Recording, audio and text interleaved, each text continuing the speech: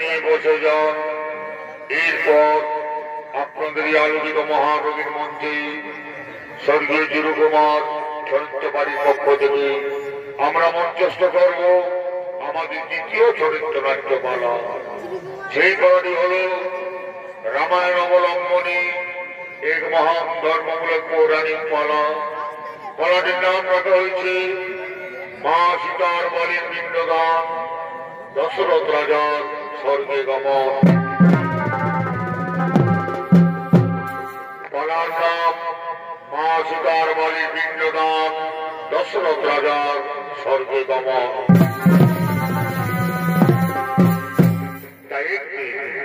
তাই একদিন অন্ধমুনি এবং তার স্ত্রী জ্ঞানবতী জল পিপাসায় ক্লান্ত হয়ে তারা ছুটে চলে আসছে।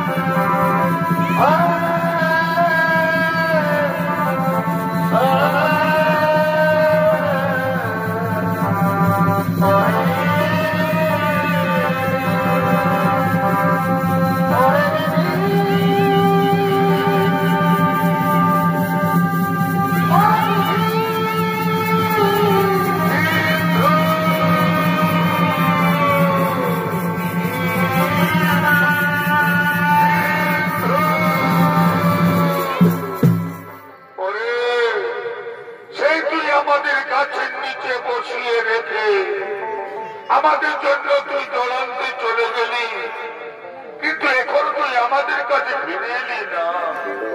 আমরা যা সহ্য করতে পারি না রে, আমাদের জল পিপাসায় বুক ফেটে যায়। ওরে সিন্ধু, কেন তুই এখনো আমাদের কাছে ফিরে আসছিস না? সিন্ধু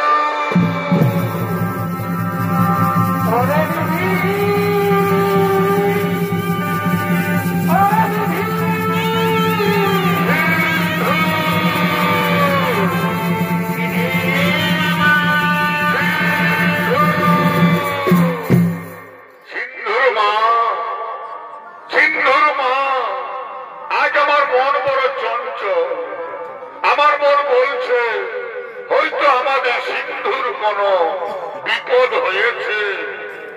না গো না, তুমি ও কথা বলো না। আমাদের সিন্ধুর কোন বিপদ হতে পারেনি। সে আসবে, সে আমাদের কাছে জল নিয়ে আসবে, আমাদের জল খাওয়াবে, আমরা প্রাণ ফিরে পাবো। তুমি কেঁদো না, তুমি কেঁদো না। সিন্ধুর মা, সিন্ধুর মা, ওই তো আমাদের সিন্ধুর পায়ের শব্দ শোনা যাচ্ছে। আমাদের সিন্ধু আসছে, আমাদের সিন্ধু জল নিয়ে আমাদের কাছে আসছে। ওরে সিন্ধু, এত কেন দেরি করলি? আই বাবা, তুই আমাদের কাছে তাড়াতাড়ি আয়, আমাদের জল খাওয়া, আমাদের প্রাণ বাঁচা। দে সিন্ধু, দে বাবা, আমাদের গলা শুকিয়ে গেছে। দে বাবা, তুই আর দেরি করছি না রে। দে সিন্ধু, তুই আমাদের তাড়াতাড়ি জল খাওয়া বাবা, আমাদের তাড়াতাড়ি জল খাওয়া। হে আপনি, আমাদের সিন্ধু তো এমন ভাবে আমাদের জল খাওয়াইনি, তবে কে আপনি? পরিচয় দেন, তা না হলে অভিশাপ দেব। মুনিব, আমি অযোধ্যার মহারাজ দশরথ। অযোধ্যার মহারাজ দশরথ, আপনি এসেছেন? হে রাজন, আমাদের সিন্ধুর সাথে আপনার কি দেখা হয়েছে? আমাদের সিন্ধু গেছিল ওই নদীর পাড়ে জল আনতে, তার সাথে আপনার কি দেখা হয়েছে? মুনিবর, আজ আমি মহাপাপী মুনিবর, আজ আমি মহাপাপী রাজা দশরথ।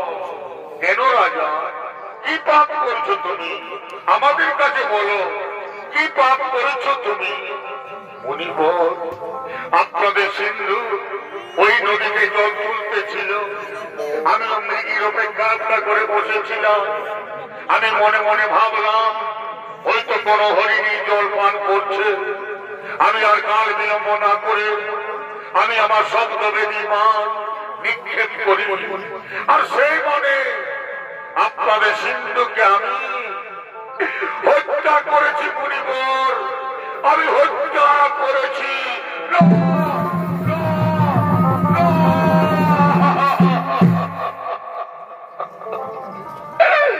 একই করলে রাজা, তুমি একই করলে। তুমি আজ অন্ধ পিতা মাতার একমাত্র সন্তানকে এই পৃথিবী থেকে কেড়ে নিলে। কে আমাদের জল খাওয়াবে? কে আমাদের পথে পথে নিয়ে ঘুরবে? কে আমাদের মুখে অন্ন তুলে দেবে? তুমি আজ একটি প্রাণ কেড়ে নাওনি রাজা। তুমি আজ তিনটা প্রাণ এই পৃথিবী থেকে কেড়ে নিলে। তুমি মহাপাপী রাজা, তুমি মহাপাপী, তুমি মহাপাপী।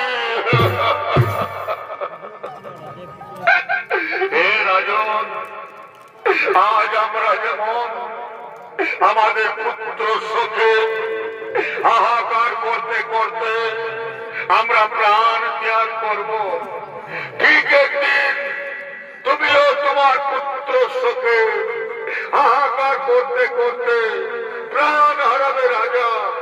এই হলো অন্ধমুনি অভিশাপ।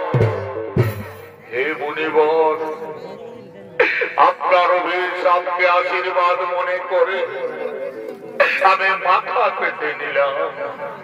কিন্তু হে মুনিবর, আমার যে কোনো পুত্র সন্তান নেই।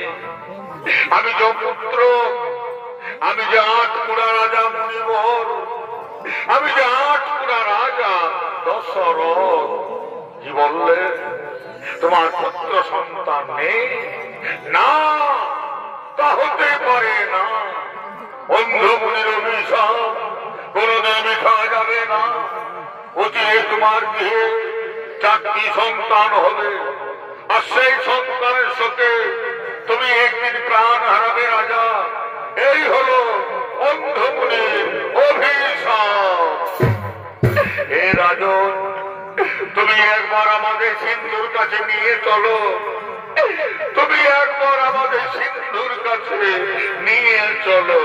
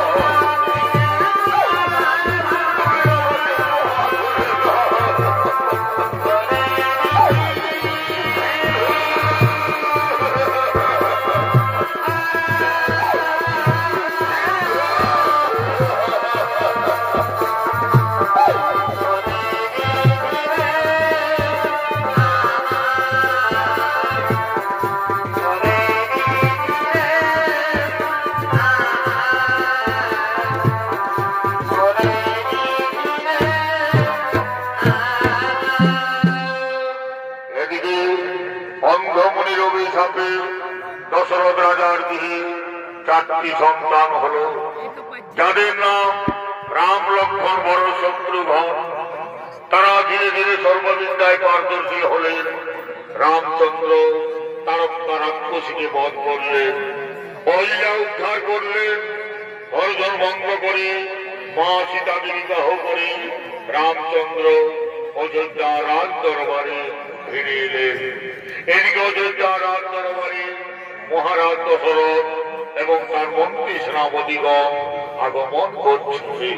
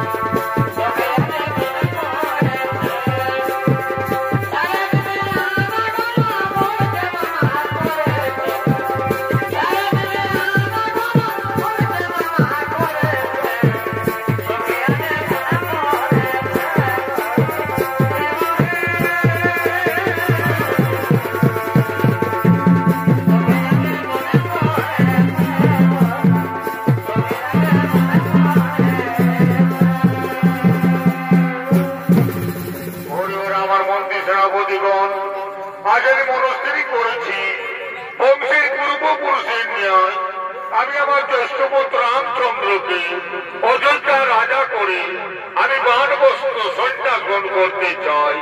তোমাদের কি মতামত আমার কাছে তোমরা প্রকাশ করো ভাই। মহারাজ, এ তো অত্যুত্তম প্রস্তাব মহারাজ। আমরা সকলে চাই, অযোধ্যাবাসী সকলে চান, এরপর আপনি অযোধ্যা রাজা করুন রামচন্দ্রকে, তাতে আমরা সকলে আনন্দিত আছি মহারাজ। ওরে ওরে আমার মন্ত্রী সেনাপতিগণ, তার তোমরা এই মুহূর্তে অযোধ্যার প্রতিটি ঘরে ঘরে সংবাদ জানিয়ে দাও, কাল সুপ্রভাতে আমার জ্যেষ্ঠ পুত্র রামচন্দ্র হবে অযোধ্যা রাজা। তারা যেন সকলে অযোধ্যার রাজ দরবারে আসেন, আমার ছেলে রামকে সকলে আশীর্বাদ দেন। তাই তোমরা এই মুহূর্তে অযোধ্যার প্রতিটি ঘরে ঘরে সংবাদ জানিয়ে দাও। তাই হবে মহারাজ, তাই হবে।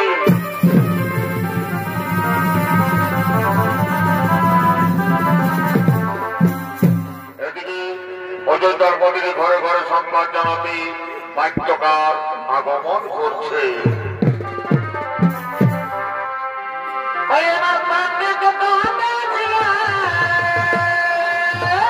রাম রাম রাম রাম রাম রাম রাম রাম।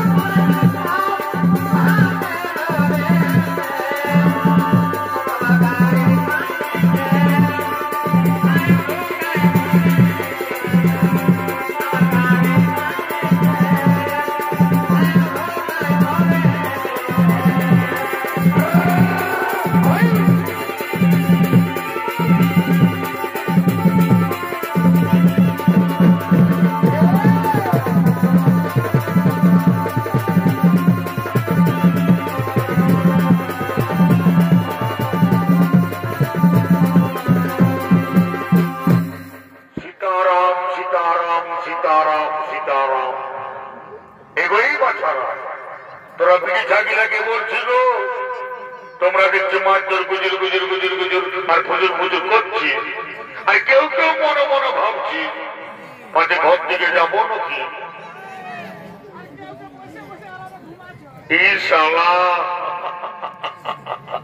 এই জন্য আমাদের পুরুলিয়ার কবি গান লিখেছে গো, যে বিড়ি ছাড় মন বুঝাবো রঙায়। তো এই দাদা, তোমরা জানো তোমাদের কাছে আমি কেন এসেছি?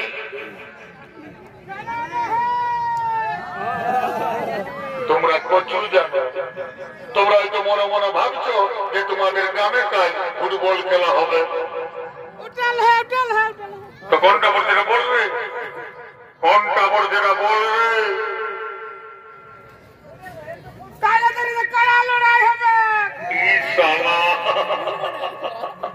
ঈশালা তোমার চেন্দ্র বটে, ঈশালা আন করছে কান শুনে, তো ভালো করে বলবে, কত ভালো করে বল, ভালো করে বলবে।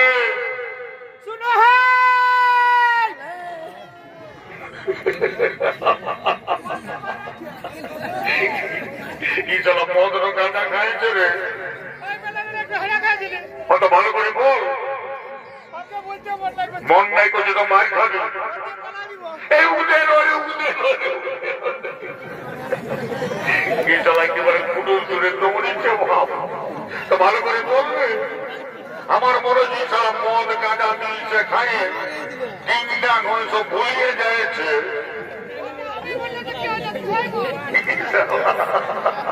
দেখছো কেমন চেন্দরার পাল্লায় পড়ল কাল অযোধ্যায় দশরথ রাজার বেটা রাম রাজা হবে কখন বলছে আমি যখন মনে করিয়ে দিই তখন বলছে ওইটাই তো বলছি ওইটাই তো বলছি ওইটাই তো বলছি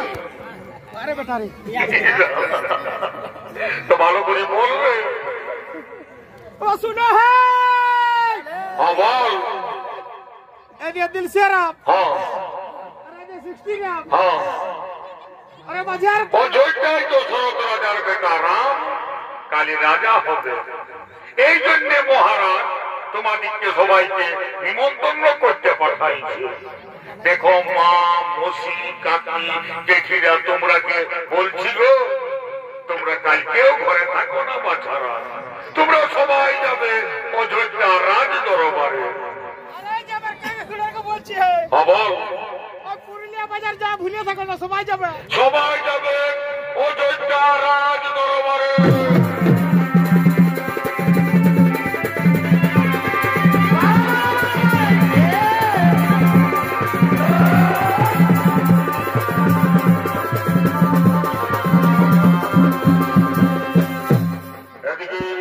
অযোধ্যার অন্তপুরে মহারানী কৈকেয়ী এবং তার দাসীগণ আগমন করছে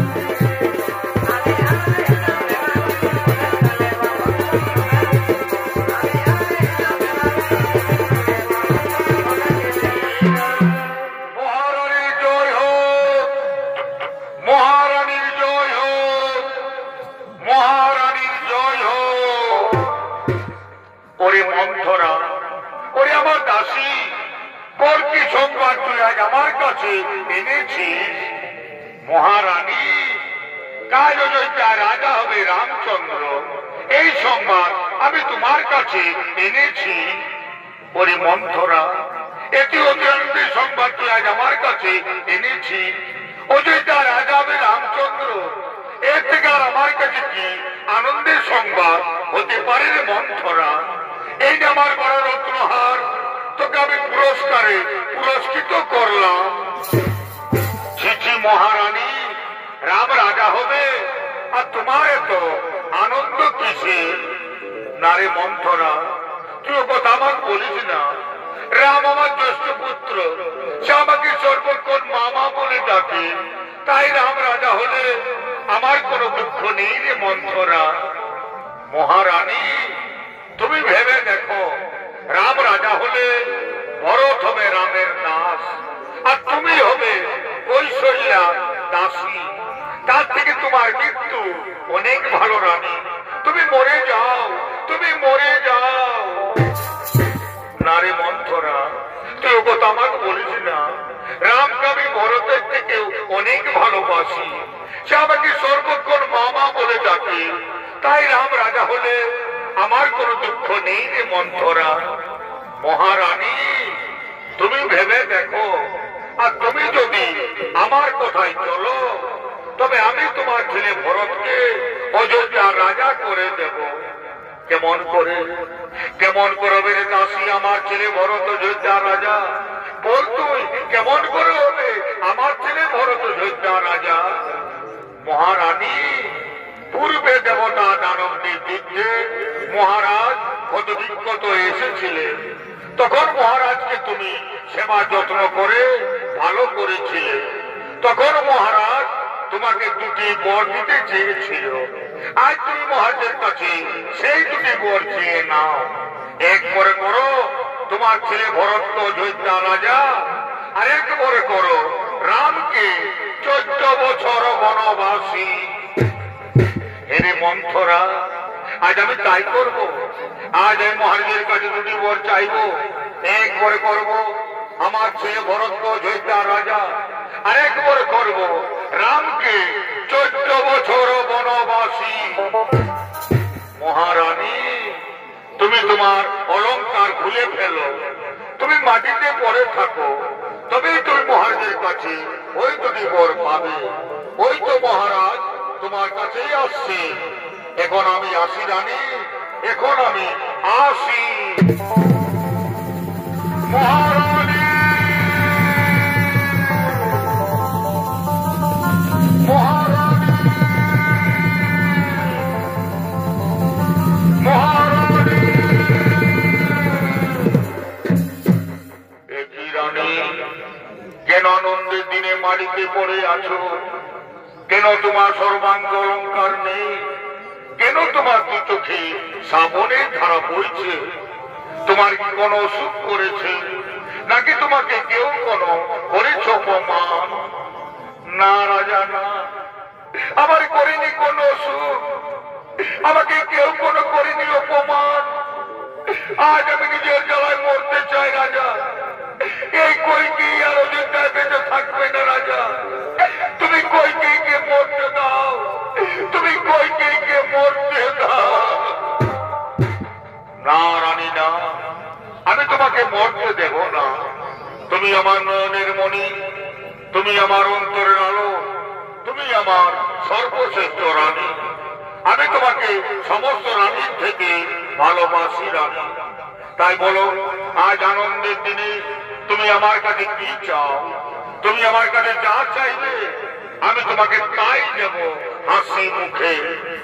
রাজা, তোমার মনে আছে পূর্বে দেবতা দানবদের যুদ্ধে তুমি ক্ষত বিক্ষত এসেছিলে? তখন আমি তোমাকে সেবা যত্ন করে ভালো করেছিলাম। তখন তুমি আমাকে দুটি বর দিতে চেয়েছিলে। আজ আমি তোমার কাছে সেই দুটি বর চাই রাজা। বলো, তুমি আমাকে সেই দুটি বর দেবে? রানী, আমি আমার রামের নামে শপথ নিয়ে বলছি, তুমি আমার কাছে যা চাইবে আমি তোমাকে তাই দেব। বলো রানী, বলো, তুমি আমার কাছে কি পেলে আজ আনন্দিত হবে? রাজা, আমি চাই এক করে করুন আমার ছেলে ভরতকে অযোধ্যা রাজা, আরেক করে করুন রামকে 14 বছর বনবাসী।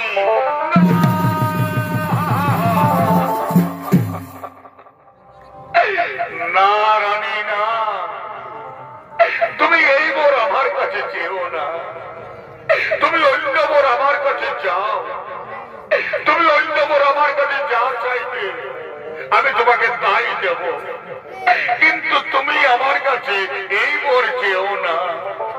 না রাজা না, অন্য বরে আমার প্রয়োজন নেই রাজা। যদি আপনি আমাকে দেবেন দুটি বর, এক বরে করুন আমার ছেলে ভরতকে অযোধ্যা রাজা, আরেক বরে করুন রামকে 14 বছর বনবাসী।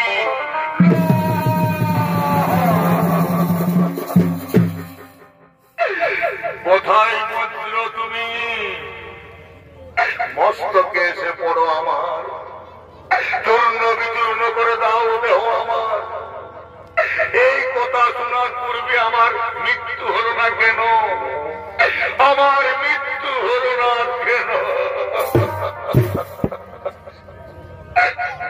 রানী, আমি তোমার কথায় হয়তো ভরতকে অযোধ্যা রাজা করে দেব, কিন্তু তুমি আমার রামকে বনে দিও না রানী, তুমি আমার রামকে বনে দিও না। রাম বিনা দশরথ রাজা বাঁচবে না রানী, তাই তুমি আমার রামকে বনে দিও না, তুমি আমার রামকে বনে দিও না। পিতা পিতা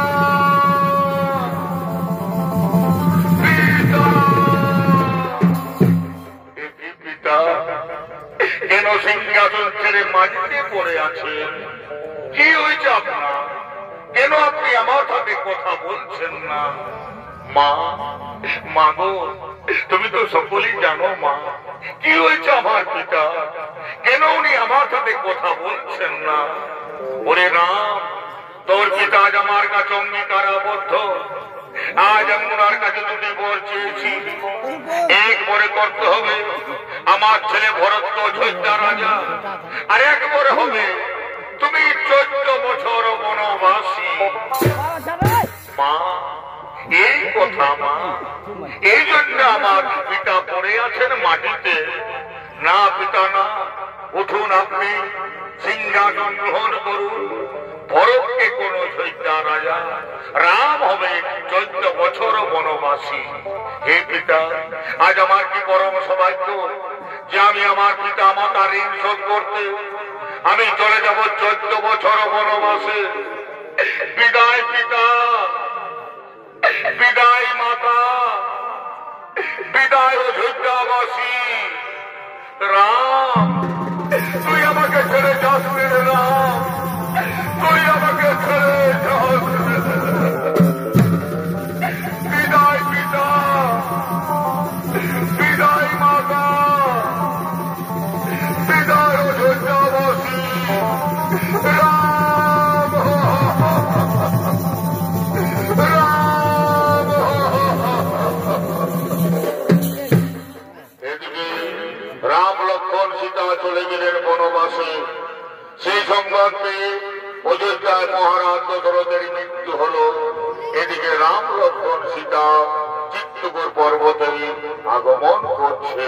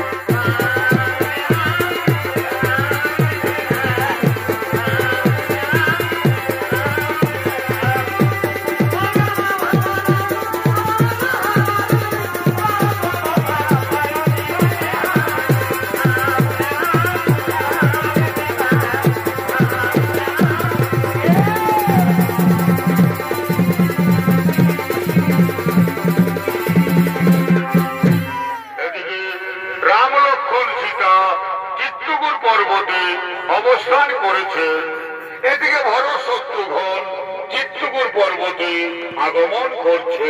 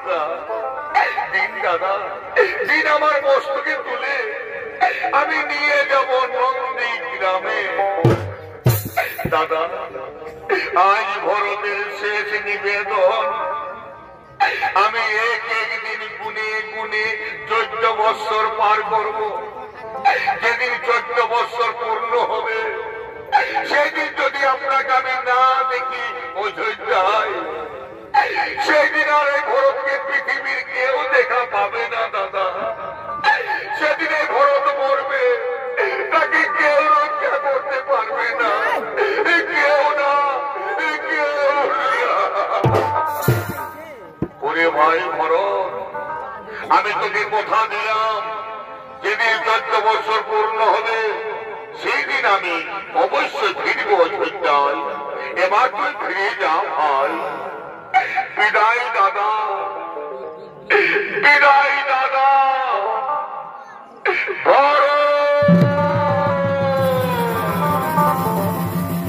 বিদায় দাদা।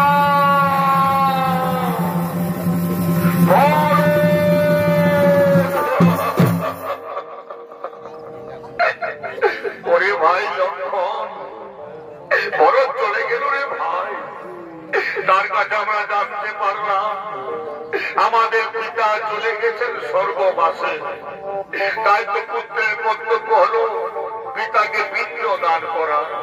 ওরে ভাই, আজ আমরা ভিখারি, আজ আমরা অরণ্যের মাঝারে মুনি পত্নীদের কাছে গিয়ে ভিক্ষে করব, তারপর আমরা আমাদের পিতাকে পিতৃ দান করব।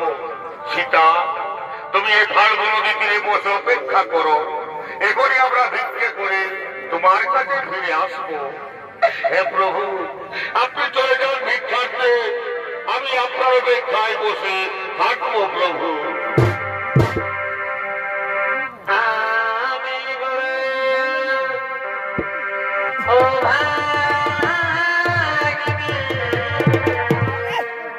আজ ভগবান দাঁড়িয়ে দাঁড়িয়ে ভিক্ষে করছে, পিতাকে পিণ্ড দান করবে ভগবান।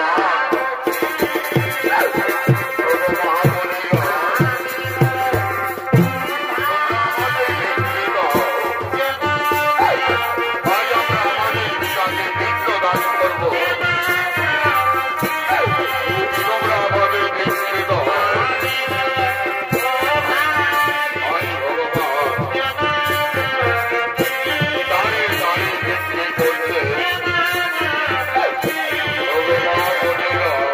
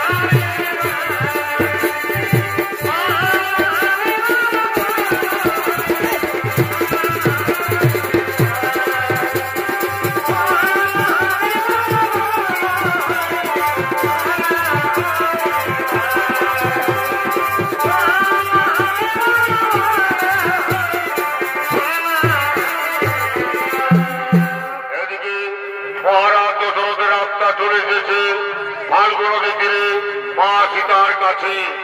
এসে নিয়ে মহারাজ মা সীতাকে বলছেন, মা সীতা, মা গো, আমি তোমার কাছে এসেছি মা। হে পিতা, আপনার চরণে আমার শতকোটি প্রণাম পিতা, আপনার চরণে আমার শতকোটি প্রণাম গ্রহণ করুন পিতা। তথাস্তু মা সীতা। হে মা সীতা, আমার চরণে আমাকে পিণ্ড দান দিইনি মা, তাই তো আমি স্বর্গে যেতে পারি না মা। আমার জন্য স্বর্গের দ্বার চিরতরে বন্ধ হয়ে আছে। হে পিতা, আপনার ছেলেটাকে যে ভিক্ষে করতে উনারা ফিরে এলে আপনাকে পিণ্ড দান করবেন পিতা। ততক্ষণ আপনি আমার কাছে বসে অপেক্ষা করুন পিতা। না মা সীতা, না, আমার কাছে বসে থাকার অপেক্ষার সময় নেই মা। আমাকে যদি তাড়াতাড়ি পিণ্ড দান করা না হই তবে আমি কোনদিন স্বর্গে দিতে পারবো না মা। তাই হে মা সীতা, তুমি আমাকে পিণ্ড দান করো মা। হে পিতা, আজ আমার কাছে কিচ্ছু নেই পিতা, আজ আপনার পুত্র বধূ ভিখারিণী, আমি আপনাকে কিসের পিণ্ড দান করবো পিতা? আমি আপনাকে কিসের পিণ্ড দান করবো পিতা? হে মা সীতা, তুমি আমাকে ফাল্গুন নদীতে বালির পিণ্ড দান করো মা। আমি সেই বালির পিণ্ড খেয়ে এক্ষুনি চলে যাব স্বর্গবাসে। হে পিতা, হে, আজ আমি তাই করবো পিতা, আজ আমি আপনাকে বালির পিণ্ড দান করবো পিতা।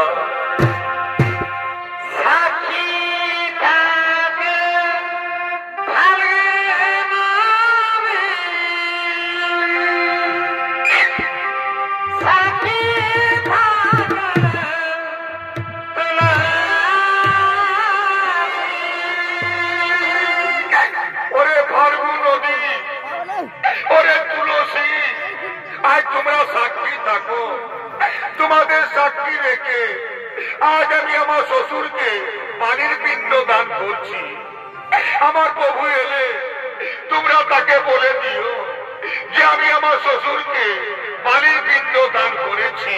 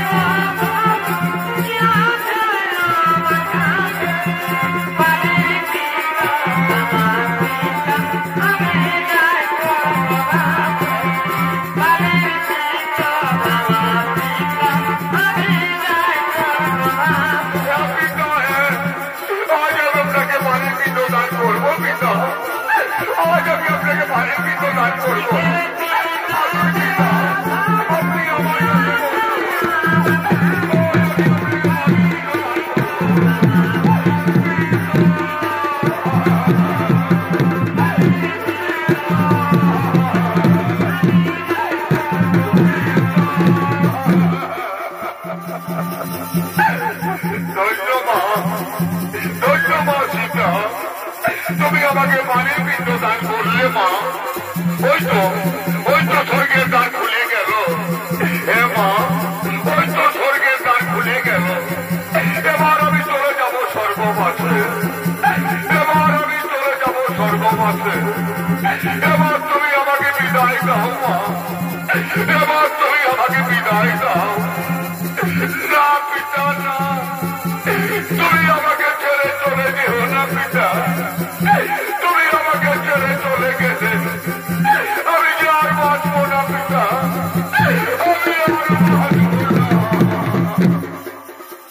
উপায় নেই মা, উপায় নেই মা সীতা।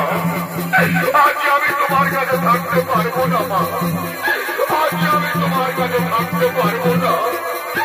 এবার আমাকে চলে যেতে হবে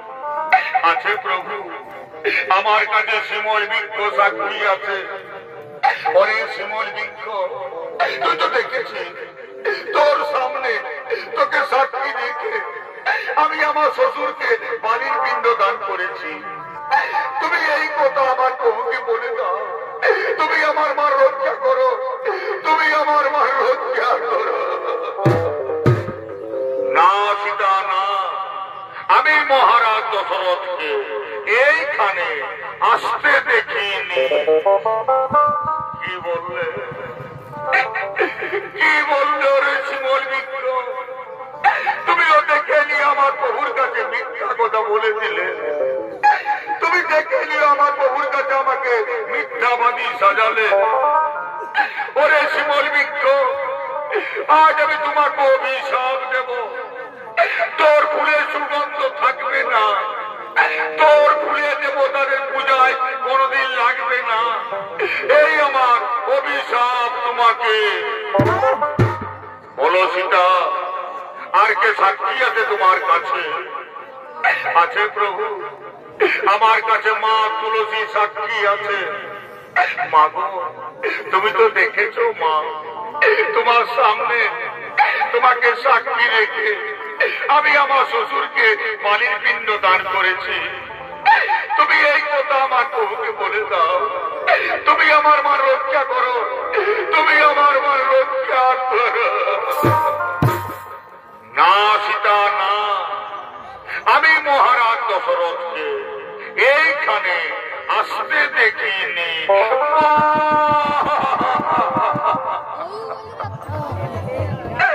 মা গো, তুমিও মিথ্যা কথা বলে দিলে মা, তুমি দেখে নিও আমার প্রভুর কাছে মিথ্যা কথা বলে দিলে, তুমি দেখে নিও আমার প্রভুর কাছে আমাকে মিথ্যাবাদী সাজালে। হে মা তুলসী, আজ আমি তোমাকে অভিশাপ দেব, তোর কাজ যেখানে সেখানে পার হবে, তোমাকে কুকুরও ঘৃণা করবে, এই আমার অভিশাপ তোমাকে। বলো সীতা, আর কে সাক্ষী আছে তোমার কাছে? আছে প্রভু, আমার কাছে বটবৃক্ষ সাক্ষী আছে। ওরে বটবৃক্ষ, তুই তো দেখেছি, তোর সামনে তোকে সাক্ষী রেখে আমি আমার শ্বশুরকে বালির পিণ্ড দান করেছি। তুমি এই কথা আমার প্রভুকে বলে দাও, তুমি আমার মা রক্ষা করো, তুমি আমার মা রক্ষা করো। হে মা সীতা, হে প্রভু রামচন্দ্র, আপনি চলে গেলেন ভিক্ষা করতে, তখনই আপনার পিতা মহারাজ এসেছিলেন ফাল্গু নদী তীরে। এসে নিয়ে মহারাজ মা সীতাকে বালির পিণ্ড চাইলে, মা সীতা মহারাজকে বালির পিণ্ড দান করলে, তখনই মহারাজ চলে গেলেন স্বর্গবাসে। এটা আমি নিজের চোখে দেখেছি প্রভু, আমি জীবনে কোনদিন মিথ্যা কথা বলিনি প্রভু। মা সীতাটা বলেছেন তা সম্পূর্ণ সত্য ঘটনা প্রভু। ধন্য ধন্য রে বটবৃক্ষ, তুই আজ আমার মান রক্ষা করলি। ওরে বটবৃক্ষ, আজ আমি তোমাকে আশীর্বাদ দেব, সত্য ত্রেতা দাপর কলি 4 যুগ তুই অমর হয়ে থাকবি।